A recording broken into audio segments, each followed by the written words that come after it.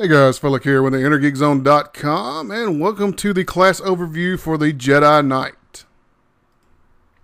In this video, we're going to talk a little bit about the abilities of the Jedi Knight from levels 1 through 10, as well as go into the first couple of abilities you're going to get with each advanced class of the two that you get to choose from for the Jedi Knight. This is not intended to be a real in-depth guide. This is more of just kind of an overview, take a look at the class, kind of how you're going to start out with each advanced class, and help you make up your mind if you're on the fence about which class to play or which advanced class you want to roll with if you're looking at the Jedi Knight. As a Jedi Knight, you'll be able to fill two roles in a raid. You'll either be able to be a primary DPS and do damage, or you'll fill in as the tank and kind of protect your allies and absorb all the damage that's coming in. What role you end up fulfilling in a group is determined by which advanced class you pick and which skill tree within that advanced class you end up putting points into. We'll get into all that a little later on. But for now, let's just go over some of the basic abilities that you start out with as the Jedi Knight. You will be a melee damage dealer, so at level 1 you start out with two of your basic abilities. You start out with what's called Strike. It's just a quick melee attack that generates focus. As you do damage to enemies, you generate focus in your resource bar. As that builds up, it allows you to use other attacks and abilities that also do damage that use focus. Along with Strike, you'll also get a second ability called Slash, which is a melee attack that consumes focus. Obviously, it's going to do more damage than Strike, but you have to have the focus built up in order to be able to use it.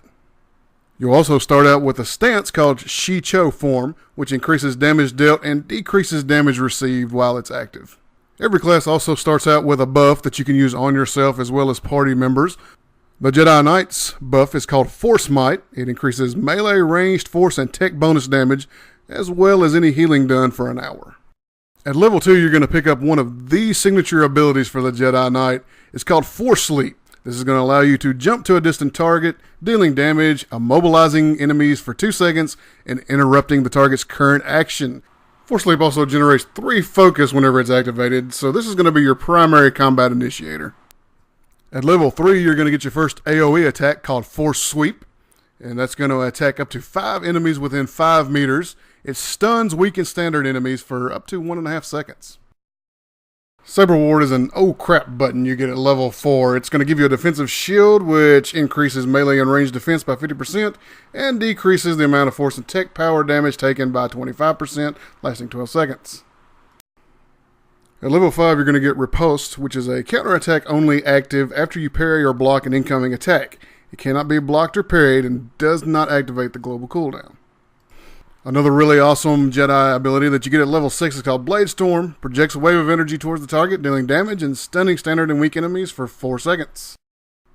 The next new ability after that comes at level 8, and it's called Master Strike. It's a 3-second channel melee attack that stuns standard and weak enemies for the duration of the channel. And then finally at level 9, you get Resolute, which breaks you free of any incapacitating and movement impairing effects. So now we've reached level 10 and it's time to decide which advanced class do we want to be.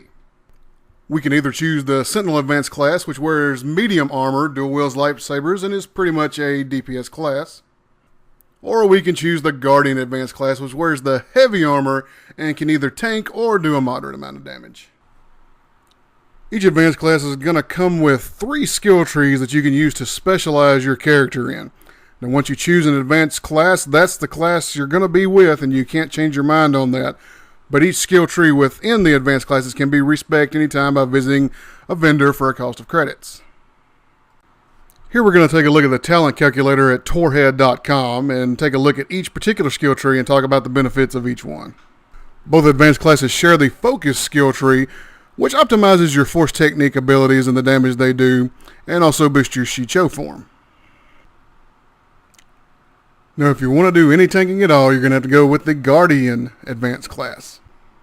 Now, if you do want to tank, the defense tree is going to be the one that gets you into that aspect of the Jedi Knight. As you make your way up this tree, you're going to bolster your defensive abilities, pick up a few new ones, and really turn yourself into that damage sponge that you want to be as a tank. This tree culminates with an ability called Guardian Slash, which is a damage dealing armor reduction ability. The Vigilance tree is going to be what gives the tanks the ability to do a little bit of damage. You can go up this tree, pick up some offensive type abilities. While the damage this tree produces isn't completely useless, if you really want to optimize a damage build and really be that balls out damage dealer, you're probably going to want to go with the Sentinel advanced class over the Guardian. The Sentinel advanced class is going to be the one that lets you dual wield lightsabers and absolutely melt your opponent's health. The Watchman skill tree is going to concentrate on the Juyo lightsaber form. It really focuses on increasing the damage of the DOT burning ability that comes as you attack targets. The Watchman skill tree is really concentrated on sustained damage over a longer period of time. And then finally there's the Combat skill tree, which is going to concentrate on the Ataru lightsaber form and is really a burst damage tree, dealing a ton of initial damage. If you want to annihilate something quickly and with extreme prejudice, this is the tree for you. Now, neither advanced class for the Jedi Knight contain a healing skill tree, so if you want to be the dedicated healer for your party, you're going to want to take a look at a different class besides this one. Other than that, the Jedi Knight class is a well-rounded class and does provide enough skill tree variation to really let you specialize your role within a group. Whether you want to be heavily armored on the front lines as the Guardian class performing as the tank, or dual-wielding lightsabers and melting faces as the Sentinel class. Either path you take, you're not going to be disappointed. After all, you are a freaking Jedi Knight. And there is nothing that could be more epic than that. That's going to wrap it up for the Jedi Knight class overview. There are more class overviews coming in the next few days. So if you're not subscribed, don't forget to hit the subscribe button up top there. That's going to let you get notified the moment those videos go live. Also hit the like button, favorite the video, comment, all that good stuff, guys. All that really helps the channel out and helps bring out new videos. But that'll do it for now. Thank you very much for watching, and we'll see you next time.